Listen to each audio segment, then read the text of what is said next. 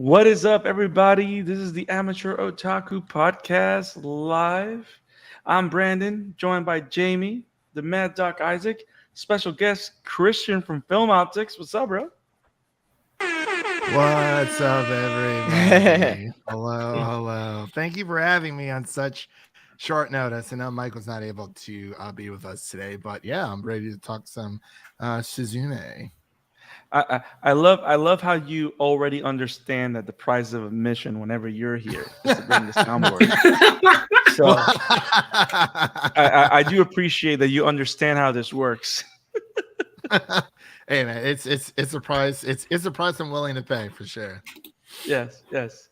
So guys, I'm ready to talk Suzume.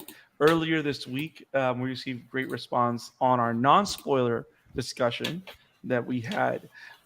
It finally came out in the States. It came out originally like 4 months ago in Japan. It had a worldwide release on Friday throughout the weekend. It's probably going to be in theaters for like a week and a half, something like that, right? Probably. Yeah. Usually with anime movies, yeah, they don't have very long run times. Yeah. Unfortunately. But now people have seen it at least once. Some people here in this crowd twice. Stop bragging. But we're ready to talk. We're ready to have a spoiler-filled discussion.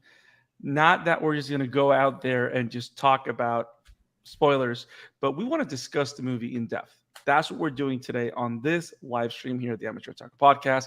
We are talking Suzume, directed by Makoto Shinkai. And I learned, maybe. Good. Insert Ishigo meme somewhere. Directed by Makoto Shinkai. A great journey throughout Japan as they close the doors to the darkness that wants to bring havoc into the world. And a great journey as we follow Suzume, Souta the Share, and Daijin, that freaking cat. So I figured we divide the conversation just to have some type of direction and focus. We divide it by acts. So, of course, Act 1 being the core beginning of the movie up to the point that they get on the boat trying to chase Daijin out of Kyushu.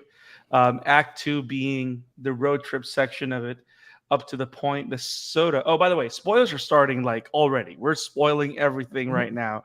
So I want to make sure that everybody knows. Yes. One more time. Thank you, sir. Spoilers everywhere. So Act 1 is going to be from the beginning to the boat. Act 2 is pretty much the road trip up to the point. The Sota is the new keystone.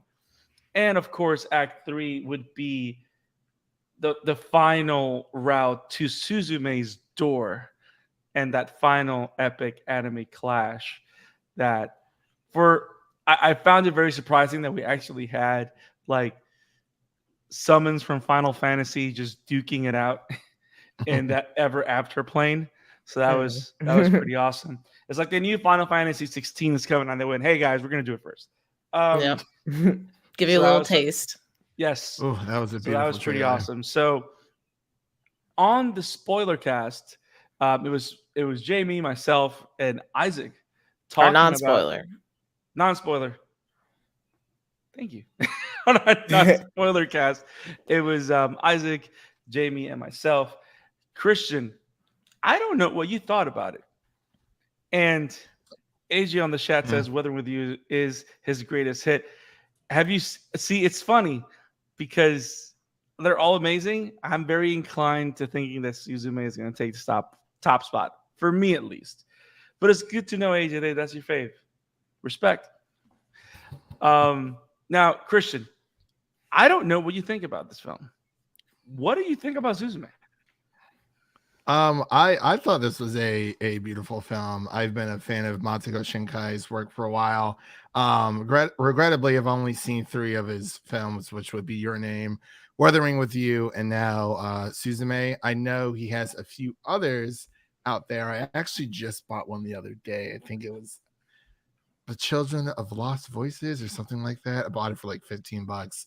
He has a few others that I want to get through his filmography, but yeah, for this movie, I was sent a screener through Crunchyroll, so I watched the subbed. I've not had a chance to watch the dubbed yet, but I thought it was very beautiful. I mean, all of his films are wonderfully animated, and usually when that sinks in, that kind of, at least in my mind, sinks to the back of my mind because I know how beautiful it is. So it's like, wow, this is awesome, but I don't have to worry about it, the VFX or anything looking weird. And then you have the story between Suzume and, I'm sorry, is it Soda? Yeah, Soda. Souta. Yeah, Soda. Yeah. So You can just call him Cher. so between Soda and Suzume, there obviously is a connection between them, but it's more not necessarily platonic, but they're not codependent on each other, if that makes any sense. Right. And I like that about these characters and about how Sota has his own goals that, he wants to become a teacher. And, he's this, I was joking on our review saying that he's like some Keyblade warrior, shutting all these doors and like preventing all these natural disasters from coming through. But overall, I mean, Shinkai really knows how to like hit me in the feels. And I was tearing up a little bit when I was watching it at home. I've not been able to watch it in theaters just yet. I would like to, but this is definitely a movie that I would own, add to my Blu-ray collection. 100%. I'm gonna do the same thing. I love how you mentioned the Keyblade thing, and it's like I don't know why why, it just but came to me. I was like, are they Keyblade warriors now? Or yeah, I think it's gonna be one of those things where, like, there's somewhere in someone's classroom, there's a picture where Tetsuya Nomura and Shinkai are like buddies. They're like playing ping pong together or something. Like, you know what I mean? Like, there's a connection. They're like, oh, the door's been open. I'm like, the door. The door. Oh gosh. What do you mean? Was it unlocked or what? Or did you have to unlock it? Yeah, it's like, but yeah, it was a great film. Like, this is one I would like to see a few times over because that doesn't usually happen with a lot of movies that come out, at least for me. So it was, I thought it was very beautiful. Before the Hobbit on the chat says Garden of Words made me cry like a baby. Agreed. Great film as well. That one, yeah. Yeah, I've been trying to find either. It's hard to, the Blu-rays you can buy, but like they're not really streaming anywhere. They're not on Crunchyroll. They're not. So they are not. So I gotta find either other means or just buy the Blu-ray. I love how everybody just goes other means, and you can just see the meme of just going. Eyes just crossing to the other side. Now I own that movie. That's good. I think I saw it on Netflix. I think Garden of Words on Netflix though. I think so. I'll check.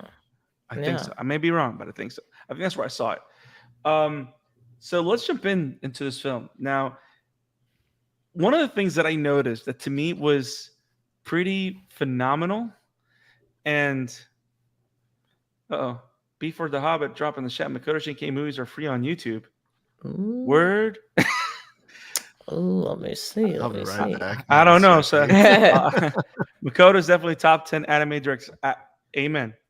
Well said, AJ. Yeah, he is. Well said. I know the Tokyo Godfather and I think one other Tokyo movie Godfather is just so good. By that Satoshi director. Kon. They were on Satoshi Kon. They were on YouTube for a little bit, but I think it was for the holidays. But they do cycle through anime movies, so it's possible. See, a bunch of people are gonna go to YouTube. Free. Either that or watch Fire Emblem. Don't watch the Fire Emblem movies. Now, one of the things that I love, Fire Emblem movie is amazing, and you know it. And so Suzume, I love how a lot of show not tell storytelling is there, especially from the beginning, right? Like from the beginning, there's a lot of emphasis on locking doors with keys, unlocking locks with keys. Like it's just like a running theme. And I love the idea that from the beginning, especially when you think about how we get to the final battle, the final event, or the climactic moments, right, of action Mhm. and tension. It's all about all the players have the power to make decisions, to bring closure, to decide whether something gets closure or stays open. Like, it is in their power, because when you think about it, the idea of a key means that whoever holds that key has the ability to lock or unlock something. That's the whole point. That's the whole like magical idea. And the fact that in something as simple as she leaves the house, she locks the door. She goes to her bike, she unlocks the lock. And like little things like that, they're so consistent. And the funny thing is, you see her do this at least 2 to 3 times throughout that first act, especially with her Mhm. bike and stuff like that. So something that is consistent, that Makoto is making a point to say, this is crucial to everything that's going on. And if you see me through me, if you're starting to see through me, for some reason I ate the clear fruit apparently, and my shirt just disappears. Mhm. um, but what were your favorite moments, guys, from this first part of the movie, this first portion of it? For me, I liked the end of the film where we get to see like why Daijin had been acting the way he'd been acting. Cause I felt a little bit betrayed at the beginning. Like, I was seeing like a nice cat, and then all of a sudden he's just like causing all this mischief and stuff. And I was like, hey, what's wrong with this cat? Screw this cat.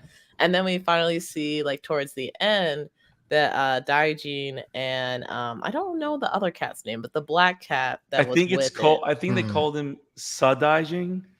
It was something like that. Sadaijin, Yeah, it was something like something. that. It was Yeah, something similar. Help but me, Google.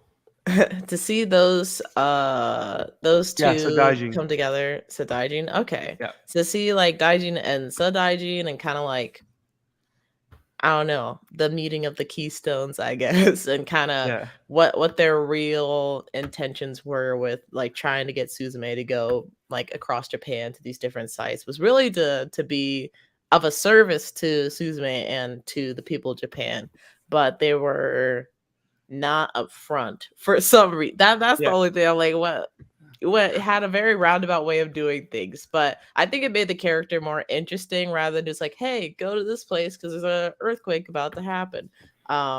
So yeah, I was glad to see the cat was not all the way bad towards the end because I was really like, wow, this cat just like it took my heart and stomped it. Like, what's going on?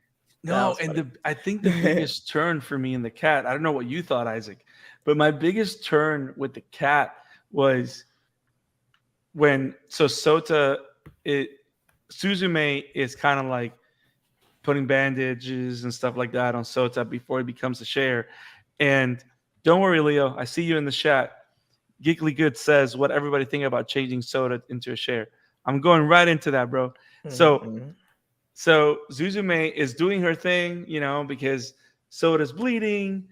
Her mom used to be a nurse, boom, boom, boom. And then she sees the cat and she's like, oh my God, such a pretty cat. Da, da, da, da. And Like, I love suddenly the him. cat goes full evil, looks in Soda and goes, you're in the way. And you're like, bruh, She's like, mine. like what? Yeah. What? When you saw that, Isaac, what was your reaction? Who are you asking? Oh, this in general. So, I mean, I'm not a big cat person to begin with. So, I mean, Daijin in general just like freaked me out the entire time.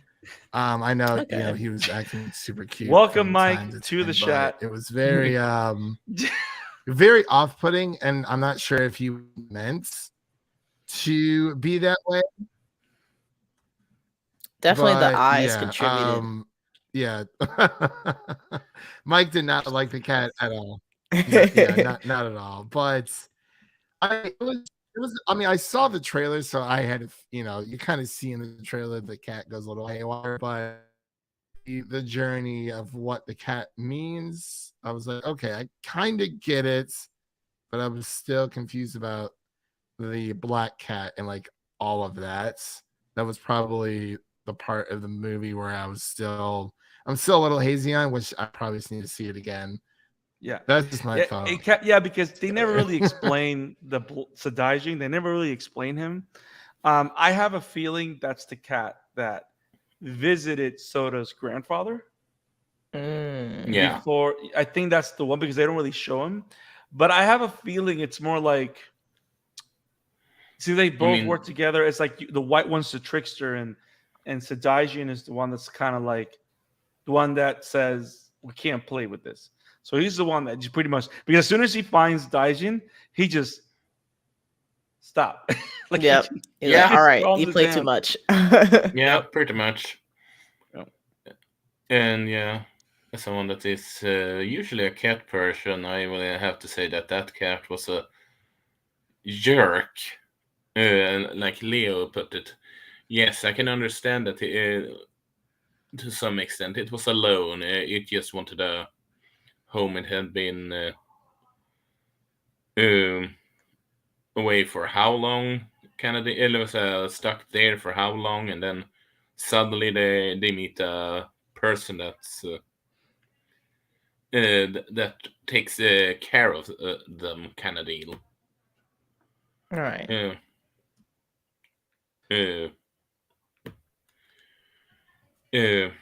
So I can understand the Jin in some regard, but at the same time, I can't. He's still a jerk. He could just have the in many ways, he could still be her friend with Souta there. With because if you really think about it, had he not done that, his cover wouldn't have been blown. How do you mean? They realized that he is more than just a regular cat because he talked, because he turned him into the sheriff. If he just acted like a normal cat, his cover would never been blown, and he would still be in the. Still been. He wouldn't have to turn into the Keystone again. Yeah, and also you got to figure like how long was he on there? We don't know how long, because also like I'm not defending the cat. I want this to be caught in the webs, and for the first 80% of the movie, fuck that cat. I'm saying it. I don't care. But if we were to put ourselves in its shoes, right? We have no idea how many years he's been like that. And you got to figure, like, if you're in his shoes, pause, for Suzume set him free without knowing that she set him free, right? So to him, Suzume is like, oh my God, you set me free. You're my buddy. You know what I mean? Mm-hmm. And then when he sees Soda, he just sees the complete opposite. And now, but the cool thing is she being able to set him free is kind of, it's one of those, it's a great example of how Makoto Shinkai uses lore. Because in all of his films, he uses mystical elements, or at least the big three, which are, Your Name, Weathering with You, and this one. He uses mysticism. He uses ancient Japanese traditions, stories to build lore, but he does it in a way that's very on the surface to create enough mystery to make it entertaining and grab you. But they really don't go into like, this is how chakra works and you have to do these symbols. You know what I mean? He doesn't go through all that's not necessary. But it gives us the ability as viewers to extrapolate, because it makes me think the only reason she was able to probably touch Daijin and set him free is because she's been to the ever after. Yeah. Maybe that's the reason, because she has that connection that probably nobody else in their family or in that town has, right? That was lost there. And it's funny how we find out. I don't know if you guys caught this. A friend of the show and of the Shadow After Destiny that writes for Deadline Hollywood. She did an interview with Makoto Shinkai, she was able to talk Shinkai and was able to talk to the director. And did you guys? If I don't know if you guys have a chance to read it, we'll put it on the description below. One of the things that they kind of speak about is that that the location where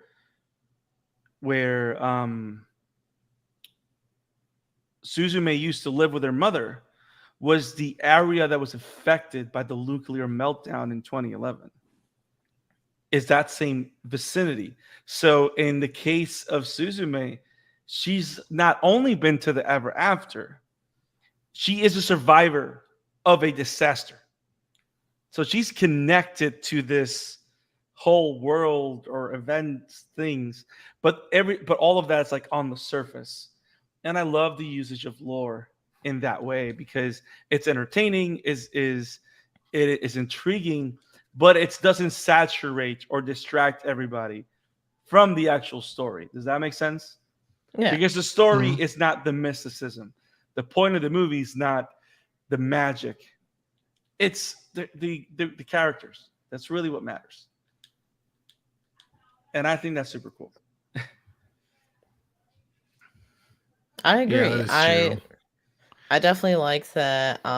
Like reading Destiny's article and kind of digging a little bit deeper into like why the locations were chosen was also really interesting because those locations do have a history of having like different natural disasters, and also I was just digging into like how I don't know. No, it's just I feel like it's really well done, and I definitely do agree with you as far as like having some of these kind of like Japanese lore elements without completely overwhelming the audience, especially when even though in the and Destiny's interview with him, he says like he doesn't really, when creating films, he's not necessarily like, oh, I can't talk about this thing because it has to be more global. He's just talking about it from a local standpoint. But something that he does do that everybody can relate to is just like trying to dig into like the deeper purpose of or like the deeper meaning of these lessons that he's trying to share, even though they come from something that's like personal to him and local. So that's like, some of the best parts of his storytelling. And like we talked about in the non-spoiler podcast, like this is my first movie for that I've watched of his. So definitely moving forward, I'm excited to see like in what ways he uses like that method of storytelling and his other projects. So. Now, I see a note here in our guide. So I wasn't the only one that was surprised when Souta went from Souta, the dude that closes from Souta. Can we just call him Sora? Just call him Sora. From Souta being just this dude to being Souta the Share. And what a nimble and I don't know, ninjutsu trained Share he was. But I wasn't the only one surprised. Christian, when he became a Share, what was your reaction?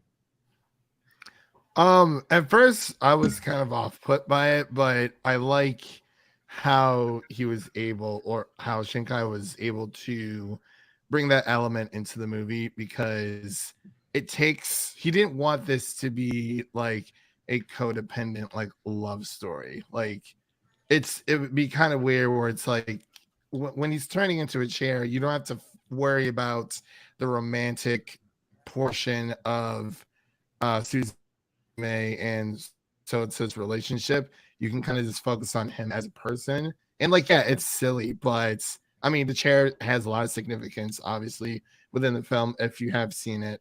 But overall, like at first I was kind of off put, but I just wasn't expecting it. But then I ended up like actually liking it a lot. So I think him or Shinkai being able to transform a this like dreamy looking guy that because Destiny was on our I was trying to avoid was on our that podcast. terminology, but you're right. Well, I mean, yeah, I mean, those dreamy. are her words that she used, and it's like, yeah, I mean, like it is what it is, but yeah. So I thought it was a smart choice, and I think it paid off in the long run because it Yeah. really adds to the story.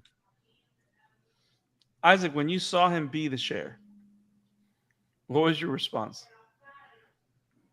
It makes for pretty great scenes as well, by the way. I mean, Really Right. great scenes with that. I agree, but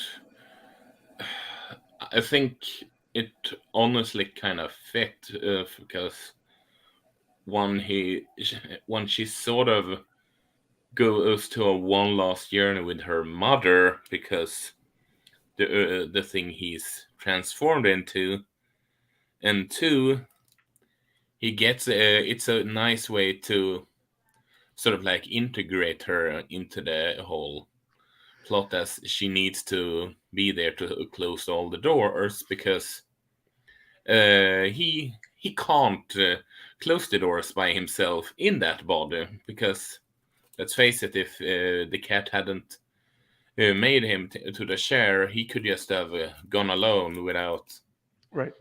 any issues. So that was a double point of good reasoning to use turning to a share in specifically, or should Right. I say that share in that share specifically. All right. It's interesting you say that because it's like that particular decision puts a lot of other things in clarity and pushes them in a specific direction that's inevitable, right? Like it forces Soda to kind of like depend on, as opposed to the person that knows nothing of this depending on the expert, right? Which is Suzume to Soda. Soda has to kind of depend on Suzume because she's the only one that can actually hold the key. Like she's the only one with hands, right? But it also Right. it makes Suzume be the one to step up. Like she is the one that has to take control, which makes her, of course, the lead. Which I think it's the nice. I think it's one of the more satisfying decisions because of the movie. Because to me, this is in a way a different take on Shinkai and what he and how he's done stories, because the other two films that he's mostly known for, and even other films like Garden of Words, it's very heavy on the duo cast of those main characters. But this one, even though it is very heavy on both of them, the weight is on Suzume. Mm-hmm. Like the weight of the story, the decisions, the actions is on that side of the story. And to me it worked out very, very well. Yeah, it really did. You were very surprised. Why did it surprise you, Jamie? Well, I I said this in the non-spoiler podcast, but I had only seen like one trailer. And even then it was like, like just in passing. So I see like this guy and this girl and seem to be doing something with doors and magic and all of that.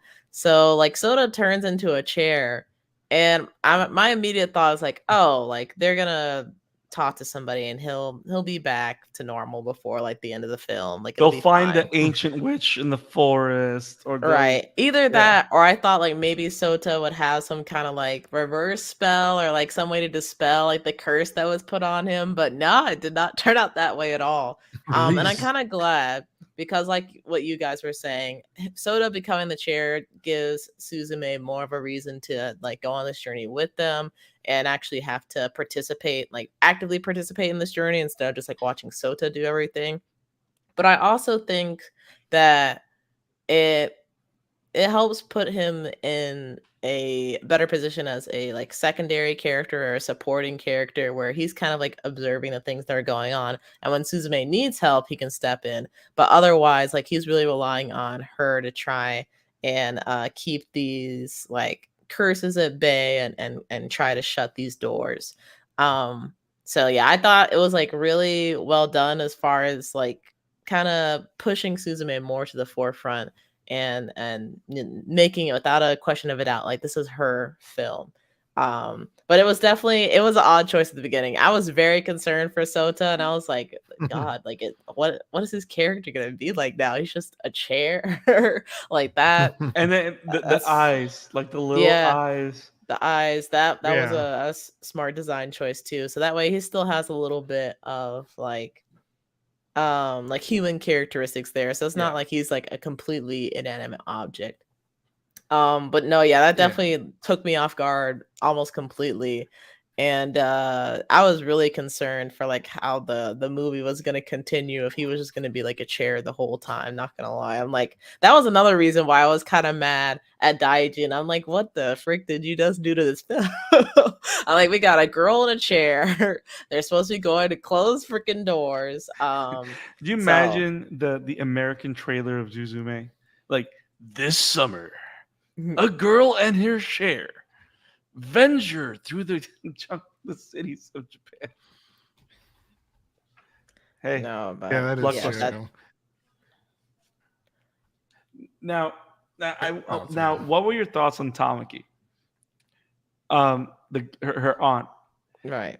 and I were you expecting that she was going to have that big of a role towards the end of the film?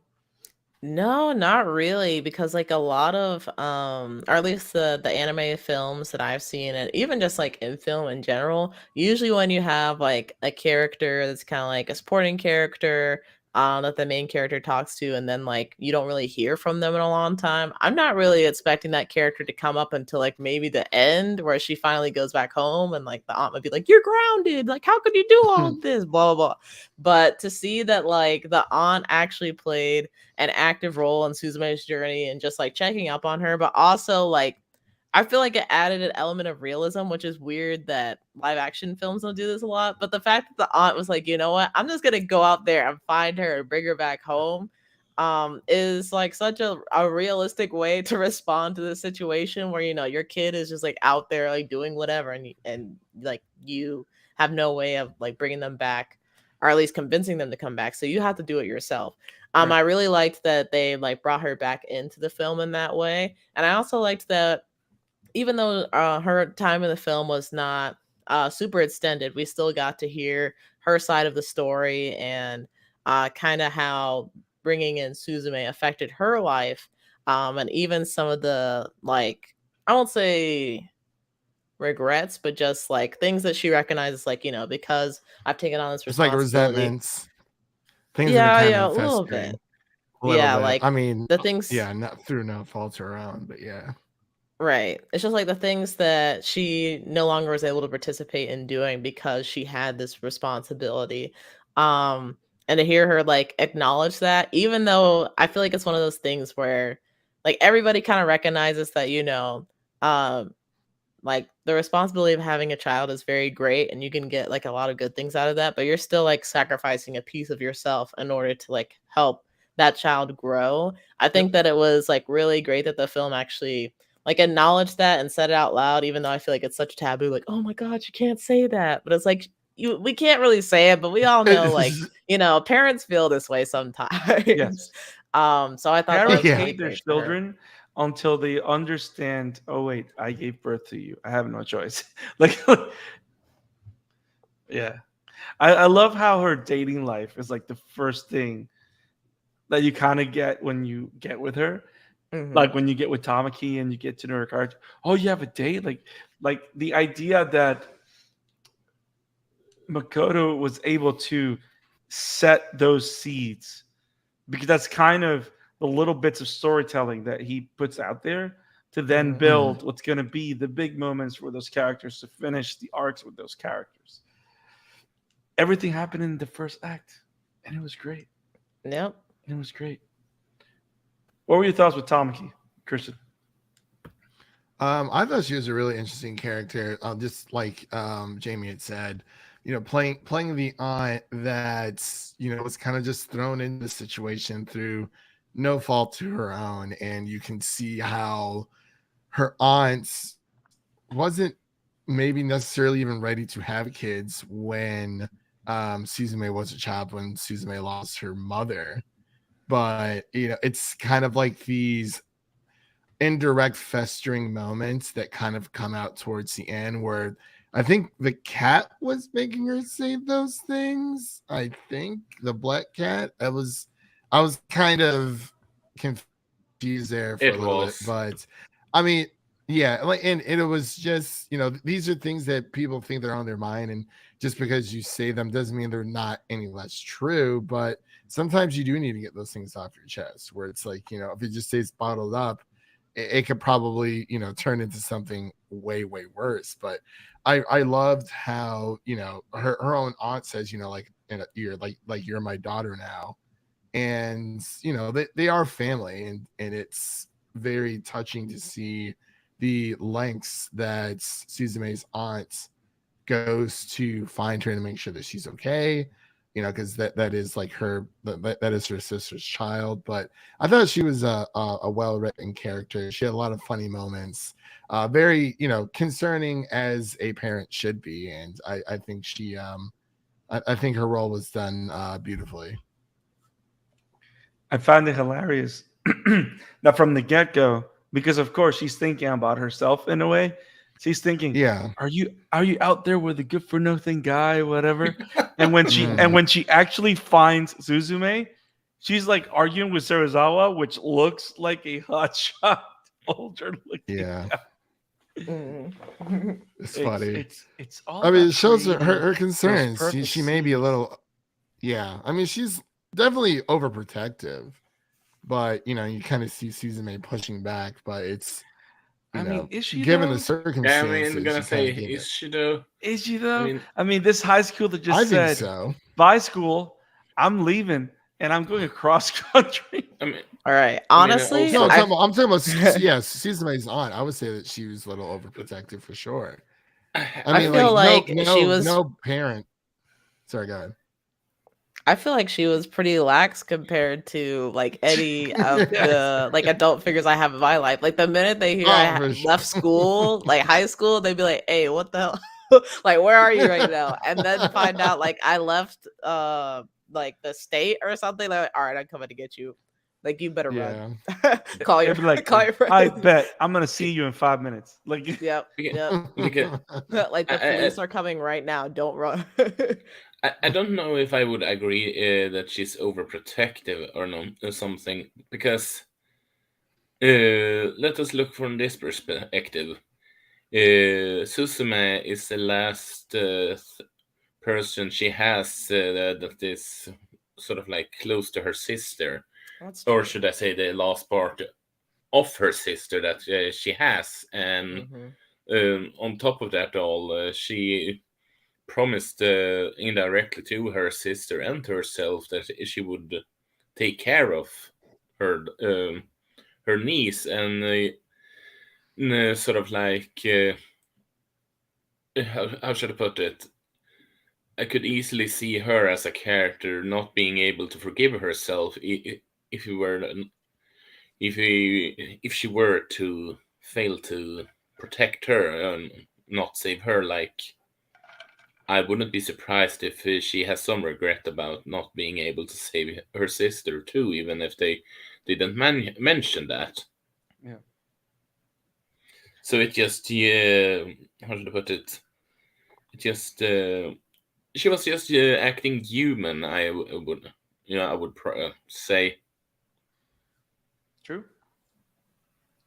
I mean, it's like anything. I mean, everybody's gonna see it differently because everybody was raised differently. But I think it's refreshing to see that it wasn't that she didn't care, right? It wasn't that she didn't care about Suzume. But it was funny seeing all the text bombs. Oh yeah. Like whenever Suzume would open the phone, there's like a million texts. That's just great. So perfect. Now, Yeah. I have a question for everybody as we close our conversation of Act 1 and move forward. If you've seen The Worm, would you have gone there to find out what the hell is that thing? I look like Yes. Jamie goes like, "What?" Yes. No. I guess it depends on if I'm one of these Keyblade bears or not, right? Because True. If you weren't able to, if you weren't like one of these like key bears and you were able to see it, like the first instinct would be to run away, but I don't know. I mean, I would kind of like probably stand there in awe for a second because like that's massive. Like, I mean, number one, it's something you've never, first time you witnessing something like that, but Mhm. at the same time, I mean, I probably, in hindsight, probably just wouldn't. But like, I don't know. I mean, if I'm one of these key bearers, I would have to go. But if I wasn't, I probably wouldn't go towards it. Isaac, you went straight to yes. Why would you go? Well, I'm a scout. I'm a Swede. I'm insane. Do I need to say more? None of them are reasons, but I appreciate you believe they are. Jamie, you No, said you but I wouldn't would go. I was just think it was, is there people that is in danger, all that? Yes, you know how I am. Fair. It's that kind of deal. Now that's an answer. Jamie, you went straight to no. Yeah. no. Why not? Well, I try to think about these things as if it was like me in the situation. So I see this guy, he's looking for abandoned town. I'm like, oh, he's kind of cute, whatever. I think she goes to the abandoned town first and then goes to Yes. school. Yes. I wouldn't have done that, but let's say I did. Let's say I did. I find this door and I see like this other world. I definitely wouldn't be going to school after that, but Suzume did. So let's say I did that. I talked to my friends. I and love how they're- everything just goes. I wouldn't have done that, but that's what she did. Yeah. I talked to my friends. I'm like, hey, do you guys see that like smoke? Like that, like I think it was like it had a purplish tinge or something to it. Either way, it looked kind of weird. Like, do you guys see that? And they're like, no, I don't see that. And I'm immediately like, oh, okay. Where is the nearest mental hospital? Like, clearly I need some help. I've experienced so many weird things in a row. Like, something's clearly wrong here. Yeah. But even if I didn't think I was going crazy and like I believe like something was actually going on, I'm like, I don't know what to do about it though. So I'm just gonna hang out. I'm just gonna stay at school. The ground's a little shaky, but you know. We'll get through I it mean, all, earthquakes Sam. are not an irregular thing in Japan anyway, so I don't know Yeah, if I that's would the one have thing seen that the was correlation interesting. between the two until it was too late. Yeah, that was the one thing that was a lot interesting. of Shinkai's. Go ahead. Oh No, no, I was you're- just gonna say like a lot of Shinkai's films are kind of, I guess, inspired or based around the earthquake that happened in 2011. So like you definitely see a lot of that, especially in Your Name and Weathering with You, and obviously with Suzume. I'm not sure about his other films. Again, I have not seen those as of yet, but it's a lot of his movies kind of are borrowed from that experience. Yeah, I found it interesting that whenever there was an earthquake warning, like here in the States, we get like the Amber Alert or whatever. So Yeah, everybody's phone would ring and everybody would be like, oh, what's up? Like they wouldn't even, nobody would run. Nobody would be worried. There would just be, oh, what's up? See, my thing is like, what can you really do at that point? Because you get the alert and then the earthquake immediately starts. I'm like, what is the point of the alert? I can't prepare or anything. just to give you a little bit of a heads up. Like, by the way, it's And happening just so now. you know, you might fly off the ground. Yep. Just to show you how respondent we are with how serious we are about our Amber Alerts. Right. I did appreciate the fact that the whole storytelling was not coincidental, but it was well thought out, because you got to figure any normal person, which the movie kind of goes out of its way to show you that Suzume, apart from the dream she had, right, which similar to Eren, she wakes up crying. I'm not making a connection, but I'm just putting that out there. After the dream, apart from that, right, she's an ordinary girl, ordinary teenage girl. There's nothing like otherworldly or special about her, right? Right. And she did curious things. She went to the place that this guy was looking for. She went back. She saw the thing. And the only reason she thought of going back there, it wasn't because of the thing. It was because, wait, isn't that coming from the place that I went, that the guy said was going? You know what I mean? So it wasn't like a coincidence. Like she woke up, she saw it. Oh, look at the worm. I wonder what that is. Like it wasn't like that because none of us would react that way, right? So I love how it flowed. It went to that, and then it developed into the whole soda becoming a share. Now, Right. the road trip aspect of it, which I mentioned the non-spoiler review that this is Shinkai's biggest film for me because of the road trip aspect of it and visiting so many different areas of Japan and being deliberate in how different these areas are and the different types of people that Suzume encounters. But because of the road trip and because of the way of the storytelling with all the magic items, elements, and stuff like that, I want to know if I was the only one that felt this. Was I the only one that felt that this film could have been a season of anime? I never really gave it a chance to even give it a thought, just because I don't know. I never really pegged Shinkai as creating like a TV series. I never really gave it that much thought. I mean, I guess it could be, but yeah, I don't know. I never really thought about it that way. I feel like now that you say that, I can definitely understand like where your thought process is. It's not something that was like at the top of my mind, but you saying that, like, oh yeah, I definitely could see that just because of like, especially talking about the Act 2 and the road trip aspect of it, like that could have been like a whole episode where she like walks around town and then finally finds the area where she needs to close the door. That definitely could have been an episode in itself, and just like talking about the maybe digging a little bit deeper into the history of that place with natural disasters and things like that. Yeah, I could definitely see it. Like each area that you go to is like like not that it sounds horrible when I say it this way, but it's like the disaster of the week. But that particular episode is all about what happened there and digging into what happened there, and then the goal is to close the door, right? And then you have everything, of course, that happens intertwined with Soda's losing grip of reality. I don't know. To me, it was interesting because we talked about the whole magical girl aspect of it all. And I just found this so interesting because he's never done a film that to me felt that way. So I just felt that it had a lot more scope. And I really appreciated for it because it didn't feel empty. It just felt bigger. Yeah. Isaac, you were going to say something? I was just going to say that I can see what you mean, but at the same time, I have to disagree with the anime part, as in the show. No. Because, how should I put it? Yes, it was sort of like a commentary about the earthquake and all that. Yes, we can argue that. It wasn't really about the places they were at. It was about the journey Souta and Suzume had.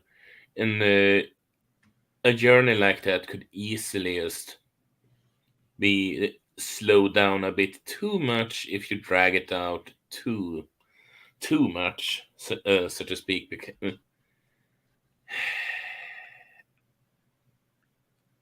And I think the pacing would be off if you would have turned it into a show. That's what I mean.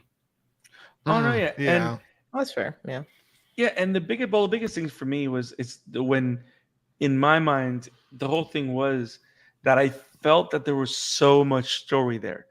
Not that the story wasn't being told, right? But I just saw that there was so much story there, and I found it so interesting because I never felt that way watching one of his movies. So that was just something that was entertaining thought. Now, apparently, she saved a lot of money because she never ran out of money. True. Oh yeah, insurance Suzume money. needs to give me some I'm sure she has financial something advice. in the bank. Yeah, Yes. she was Yes, we was need eating help. out like for breakfast, lunch, and dinner. Yeah. I mean, wasn't her mother nurse or something in the hospital. Yeah. I mean, Yeah, how do we know how good they are? They paid. Well, I in mean, Well, also uh, it's like with insurance money, like yeah, if they're she probably has an Yeah. insurance unforeseen death in money the for. family. Yeah. right. Yeah, Yeah. she probably has insurance money, some money from You know what? She's probably a the princess. government. Maybe. Government, because compensation of the. Transformation. Can I talk properly without you? Uh, I'm not sure. anyway, they probably have insurance, heritage from her mother, because I can see her gig pay. She has a at least somewhat semi good salary, and well, compensation, insurance, and heritage, sort of like that. Yeah. Combo of the three. Yeah. Now, did you guys have This year. a favorite moment from this section for the whole road trip thing? I think I like. I mean, I guess the. Sorry, go ahead, Jamie. My bad. Oh, sorry. I'll say real quick. I think I liked. I think the second place she went was Kobe. That's where the theme park is, I Maybe. think. Oh, I okay. think so. Maybe it was the place. No, it was the place The before place that that she because I remember worked she at? talked to the. No, the place where she worked at. That's where I wanted to say that was probably my favorite location because she got to meet Yeah. the like mama of the Yeah. like But the that's the bar. theme park though. That's the theme. That's the same place as theme park, I think.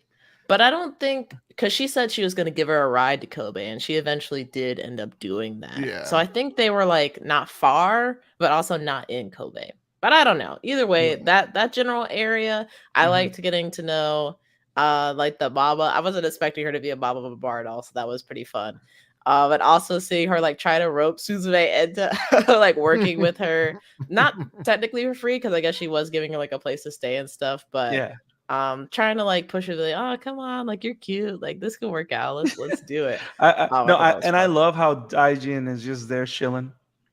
You know, Yep, just that was another funny too. like he's just yeah, we're good. Yep. So that's pretty awesome.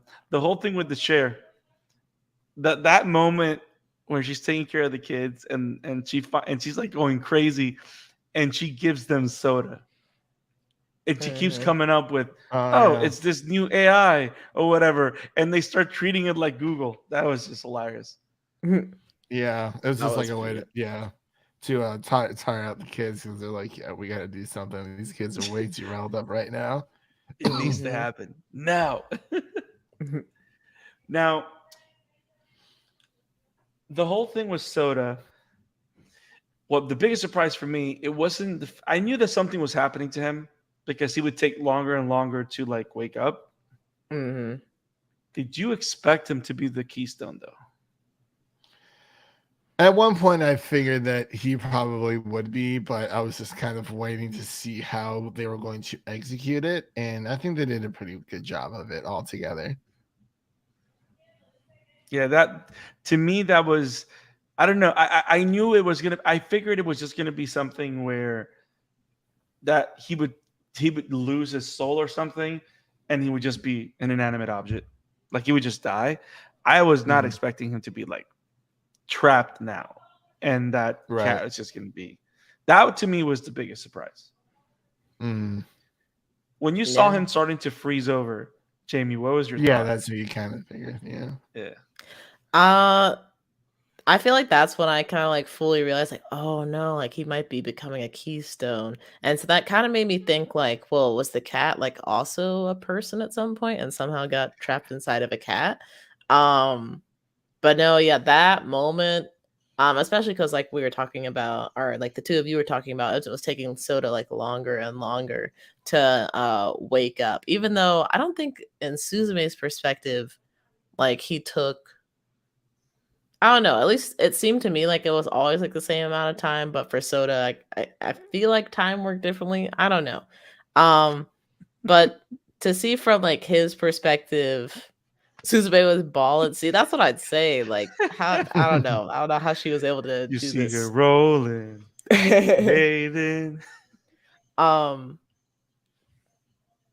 It definitely did take me a little bit by surprise. I was like, oh, like he's like just gonna be gone, I guess. Yeah. And then with I think it's closer to Act 3 with talking to Soda's grandfather. That just made it even worse for me because I'm like, he's not trying to find a solution to this. He's like, just accept it. You failed. It's over. I like the whole set piece in Tokyo. And I Yeah. love how it was one of those things like nobody finds out what's going on except her. So I like that whole like beyond the veil kind of aspect of the action of the movement. Um, Isaac, when you find out that he was being a keystone, what was your thought? And that whole sequence in Tokyo. I mean, it's Soda. It made sense for the reason previously stated. He had took longer and longer for him to wake up and all that. Yes, and how should I put it? No, it's probably enough more than that. It just made sense, kind of deal. Cool. Now, my favorite section of the whole road trip was the whole theme park. And because it was the one place that you go to close the door where you can see people reacting to the place. Like when all the lights came on and all that stuff, you kind of get a little bit of that commentary that Shinkai is doing about that a lot of these places that were affected by disasters are left deserted. So it's not just like people died or people survived or something happened. It's like the area, that section of the world ceased to be, right? And the idea that this section of this town was still there, but everybody understood that it was dead. But then when it was coming back to life, everybody was like, wow, like remembering. And I love the idea of remembering who died, remembering the tragedy, remember what happened, and how that's linked to being able to have closure. You know what I mean? Like you can't really move on, you can't really be better, you can't really learn from something that happened to you or to your people or to your town unless you recognize it. Which is, to me, is I think that's why, I mean, in whichever way you can see it, but that makes me think a lot of something you see in almost every single town in every single state in the US or most places. There's, even in Japan, they have a statue of freaking Aaron, Armin, and Mikasa in front of a dam in Isayama's hometown. Like the idea of remembrance is so powerful, which is the whole thing that Shinkai is doing. When the theme park starts, all the lights come on and everybody starts reacting. To me, that was pretty magical because almost every other place that we went, it was just empty. And you never see anyone react to it. Like the only people that know that something's happening is Soda and Suzume. Mm-hmm. So that was pretty awesome when I saw that. Now, I found it interesting that, of course, Tokyo has a fantasy shrine underneath it, because of course Tokyo has to have it. Like every other place she's been to is just a regular damn door, but no, Tokyo has a hidden shrine underneath. I was waiting for Soguru for Gojo just to come out somewhere and just go like, "Oh, you found it." Now, I love how Act 3 is all about Suzume saying, she's telling the world and Soda's grandfather, "Fuck you, old man. I'm gonna save him. I don't care. Bye." That was one of those moments like, "Get him, girl. Get him." Yep. You tell him. Yep. 100%. Now, were you guys expecting the twist where you have Serizawa, which cool character, by the way, but the fact that now her traveling buddies were going to be Serizawa and Tamaki? No, When you not got at that, when all. you got to that part, Christian, what were your thoughts? I thought it was a nice duo, like where it's like, it's one of Sota's friends all together, and you can see that he's starting to understand the importance of Suzume needing to return back to the hometown of her of where her and her family originally Fukushima. lived. Yeah. I thought he was pretty funny altogether. It didn't really seem like, I mean, he served the story by indirectly being like the comedic relief, Yeah. almost in a way, or Yes. just a very zen type of person where like Yeah. he had like snarky comebacks and whatnot. But I really enjoyed his character. I thought he blended well in with Suzume's aunt and herself when it came to the road trip. And he was pretty funny throughout, and just kind of the go with the flow type of character where he kind of just goes where the wind blows. Mm-hmm. I can already see the car ride scenes being a meme where anybody picks a random track. Like, the one that kind of came back, there was this meme a while ago on TikTok of younger, I would say, Asian from a young Asian people from a younger generation would get with their parents and they would put the song "Stay with Me," and like all the parents knew the song. Like, I can see the meme of you just driving out and someone just putting a song, and that's the meme. Like, just seeing them just Tamaki just thrown like that, just sleeping. Yeah, he's very Yeah. musically inclined as well. Yes, Mm-hmm. yes. Now I love the fact that they brought back Rat Limbs for the soundtrack, which I think he's done all of his films, or at least the last 3. Now, what were your thoughts on that duo, Jamie?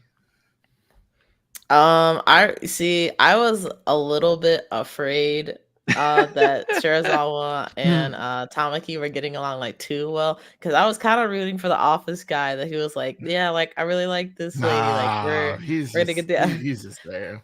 He was a sweet guy. I like, Damn. I want the It's nice like guy to that, win. Christian? I want He the was nice too guy to thirsty. win. I was like, back up, bro. Like, Hey let her do man, her thing. I can buy he. you tickets right now. I feel like he had been trying to like let her know for a while. It just like never worked out. So he's like, all right, I got to get more aggressive with it. I like, I can respect that. I can respect that, even if like maybe it's not the best approach for a lot of people, but he was like, you know what, I want something, I'm gonna go get it, and I can respect that. So also I was like, Sarah's all, you need to chill out. You need to chill out, all right? Don't talk to her too much. Don't talk to her too much. I Oh, love man. when he says, like, the guy in the office, I forgot his name, when he says, "Hey, I can go with you." It's like, no, you got to be here. You got to work. And he goes, Exactly. He was yeah. thirsty. Listen, all right, it was a wholesome thirst. It was a wholesome thirst. Was it? Was it? No, I'm kidding. I'm joking. So I'm joking. now, the final act, we're there. I love the fact that it all goes back to opening a door. Literally, some of the best endings in stories like these that are close ended, right? Like, it's not like a saga Yeah. that we've watched your films. One of the best moments is when one of the first moments in the film is reenacted, and it's Suzume opening the door. Mm-hmm. The whole sequence there was 100% Naruto in the best way. The action was great. The drama was great. But I think the biggest thing is, it's not just that, of course, we know she's getting Soda back. Like, there's no world where that doesn't happen, right? There's no sequel announced. It's not like HBO is trying to bring it back like Harry Potter. Soda is brought back at the end of this film. So the biggest thing is the reveal that she met herself. Yes. That's like the biggest thing. That's right? where I like broke down. I was like, okay. Oh, like, the waterworks. Like, Shinkai should have told me to bring tissues. I should have known. That was a big surprise for me as well. No, when she the biggest thing is that even when Soda puts his like jacket on her, you don't think about it. It's not until she starts walking, because she sees her. You're like, oh, damn it, stop. It's a time paradox. So I'm gonna. It's funny you say that because I know Isaac mentioned it, and I think this is a good place to stop because it's like the big moment, right? It's Attack on Titan all over again. Is it a time paradox though? I don't know. I'm just throwing Um, that in my head. Because a I don't know. paradox would be Not that it would be necessarily something. time travel, but like Right, right. Like it it's would have to be because some it's kind not of because you got to paradox. figure the way they describe this place. It's like a limbo kind of place, right? Yeah. So there's no time. Past, present, and future are happening. Yeah. Mhm. I mean, I wouldn't think too much about it because it's like once you start thinking like, okay, like what, like when did it all begin, and Be like honest. You just when be did, like, yeah. I just want to cry. I don't want to think about it. Oh yeah, I was tearing up. I was like, this is so heavy, Yes. so heavy. Yes. So good. So good. Yeah. Yeah, I'm like, I don't know if it's a time paradox. I Like, don't really I could know. definitely I see was why just Isaac had throwing that it out train of there. thought. Um, Yeah. but I don't know. I feel like things kind of worked out differently than what we saw at the beginning. Where I A don't little know bit.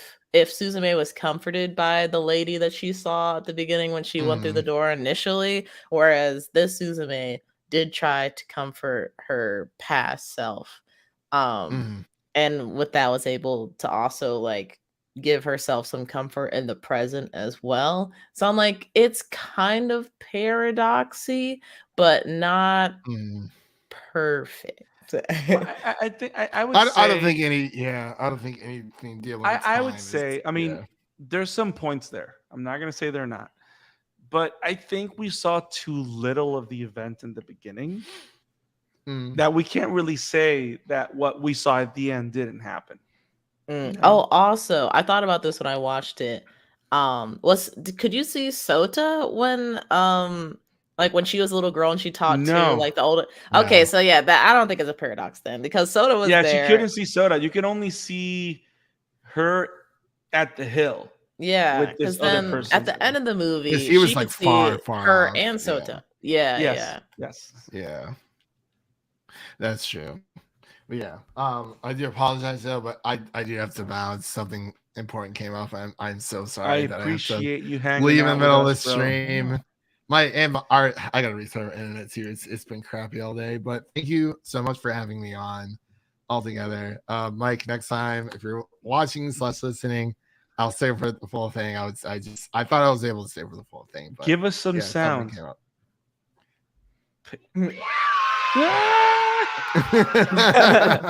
Chris is leaving. Yay! But yeah, thank you again so much, and I'll see you guys online Mario Kart. See you, bro. Yeah, it's There we nice hanging with go. you. See you, man. Yeah, I'll see you See guys ya. later. Peace. So if you guys want to listen to I believe it's an audio only podcast, Film Optics. Christian does a lot of cool stuff there. Go check him out there. Link in the description. Um, but yeah, like I love how the best films are the ones that tie up everything, right? There's really nothing left to tie up by the end of the film. And I think lately everything that we see it's like we're expected to want more of it, Yeah, right?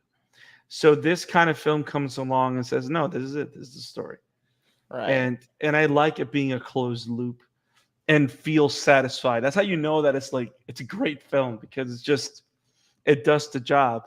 And something that I'm going to say for fans of Makoto Shinkai movies, Shinkai's Bankai. Shinkai. Damn it, Isaac. Um, is that you don't know this, but I'm going to say it. It's not a spoiler really, but the string, the red string that Suzume uses to like tie up her hair, she has a little bow and stuff, whatever. It is very similar, if not identical, to the string that Mitsuha uses throughout the film Your Name.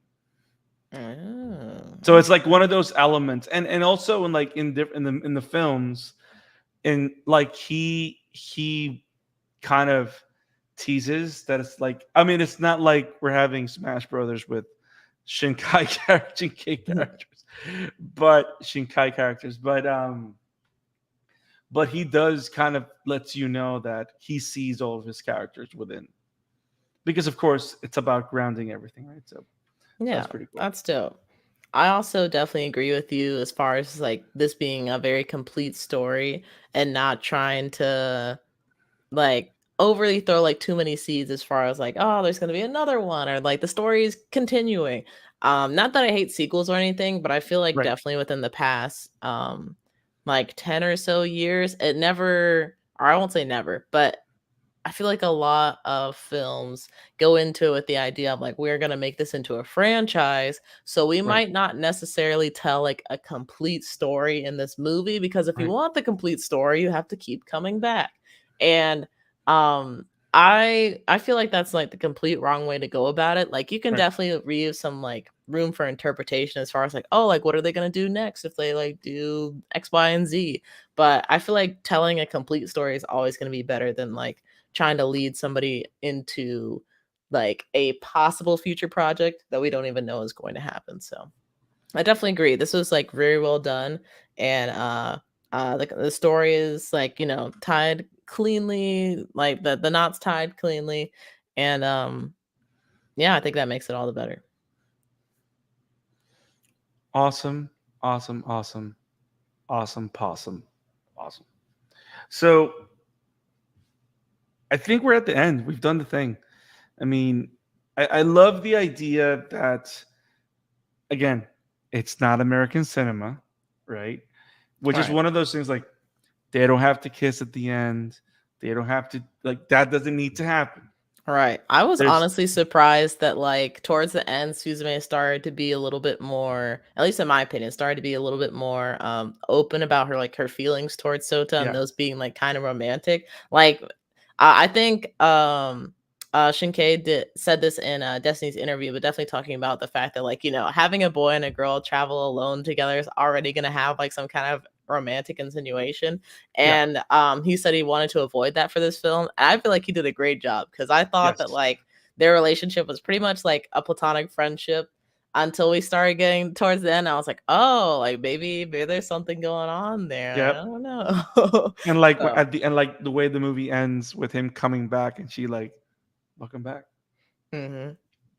And also, like, this is the kind of thing that here may be slightly scandalous, but not really. Is like we don't know how old he is. We know he's Right. in college, so he's probably what, 19, maybe 20, Mhm. maybe, because you're already taking like teacher exams and whatever. I don't know how Japan works, but Right. she's like 16. Yeah, and the I had to look this up because I thought the same thing as soon as I'm like, oh, they're interested in each other. I'm like, oh wait, wait, how's that gonna work?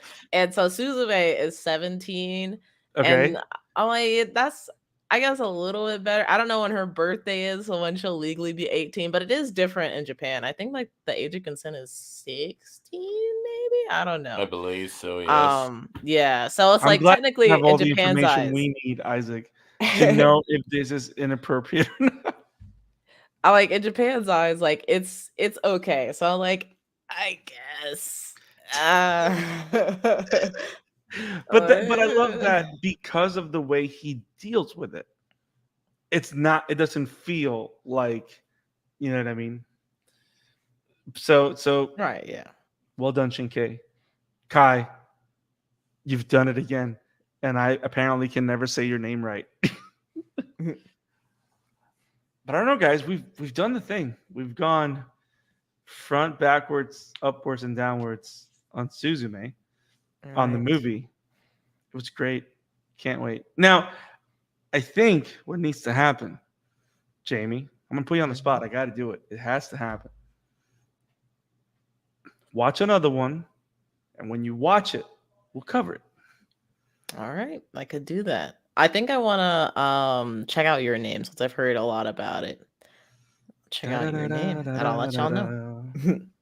Da-da-da-da-da-da-da-da-da. Great film. Great film. Isaac, I don't think we got a chance to hear you about the finale. Did you like the whole good versus evil battle at the end? I mean, it was a bit cheesy, but I think it worked within the context of the story. Did you just say it was a big cheese? Yeah, A little Yes. I bit of mean, cheese.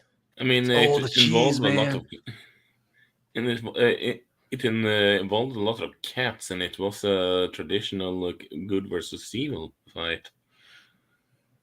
What? So are you calling the worm cheese? Is that what you're trying to do? No, I don't know where I'm going with this. If I'm being completely honest, This is the perfect moment for me to say something that I figured out because I thought about it, which is hilarious. So apparently, Dave Chappelle, when he goes on tour, sometimes he will register himself in hotels as Charles Edward Cheese. Mm. Do you guys catch it? He registers as Chuck E. Cheese. Brilliant. Maybe he likes Suzume. Maybe. Gas and cheese. So that was a horrible joke to end the segment. Guys, hope we've done the thing. We've talked to Suzume. We spoiled the hell out of it. We short our thoughts. Guys, Suzume is still in theaters. It's going to be in theaters for the duration of the week. Go watch it. It's Yes. awesome. You giving your hard-earned dollars to watch these films is the reason why we keep getting more and more anime films in theaters. And maybe they get longer stays and we're able to enjoy them on the big screen. So can't wait to watch it. Can't wait to own it. I was looking on Amazon Curiosity to see if there was a date for the Blu-ray of Suzume, but it's not there yet.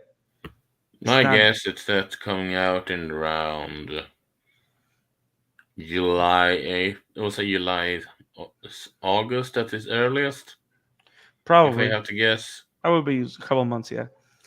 Definitely gonna add that to my collection as soon as it comes out. See, those are the kind of things I want physical copies of. I'm excited. So, guys, this has been the Amateur Otaku podcast talking Suzume. Hopefully, you enjoyed our final take on this amazing film. If there's other films by Makoto Shinkai that we have not done, let us know if you want us to talk about it. We've covered by Shinkai, Shinkai, Shinkai. damn it. Shinkai, we've covered by Osuda, we've covered by Satoshi Kon, but there's plenty of movies by a bunch of amazing directors that we have not covered. If you want us to cover them, let us know. Now, Jamie's been covering Dr. Stone and Tokyo Revengers is over. You're not doing your shorts on Dr. Stone. Is that the Yeah. So Tokyo Revengers season 3 season 2 just ended. So now I'm moving on to Dr. Stone and actually just talked about the Dr. Stone special episode Ryusui. So that way I could get familiar with that character because I had no idea there was a special episode before season 3. So in case y'all didn't know that, I didn't know it either. I talked about it a little bit, and now I'm going to be jumping into season 3, and I'm pretty excited. And I started let me see if now, I can't control my clear fruit powers. But if you guys want to look in the back, not wrong side, you can see the Thousand Sunny back there. And the reason I'm talking about Thousand Sunny is because I started a series on One Piece. I've been reading One Piece. I am 810 chapters in. What can I say except you're welcome? Okay, Maui, calm down. Actually, Arthur Curry suits you better, but that's a different story. So I will be doing a series that I've called Thoughts on the Grand Line. And whenever I started it, it's going to repost tomorrow, Monday, and it's going to be a series of shorts. And I want you guys to drive that short show. Pretty much let me know what is one of your favorite moments from One Piece. And if I've already read the chapter or the storyline, I will share my thoughts too. And hopefully, I already got someone that was talking about Bon Clay and his whole redemption and Impel Down, which is great. So I'll be making that short very soon, probably sometime this week. But hopefully we have a great conversation on One Piece, and we build up to doing a whole episode where we can probably bring friends like AJ and bring Isaac and talk One Piece, because it's amazing. If there's anything else you guys want us to cover, let us know in the comments below. Make sure you click that subscribe button, click on the bell for notifications. Let us know what you want, damn it, and we will do it. And have fun doing it as well. Have it awesome, guys. Stay awesome. Keep watching anime. We'll see you next time. Peace. See ya. So, yeah.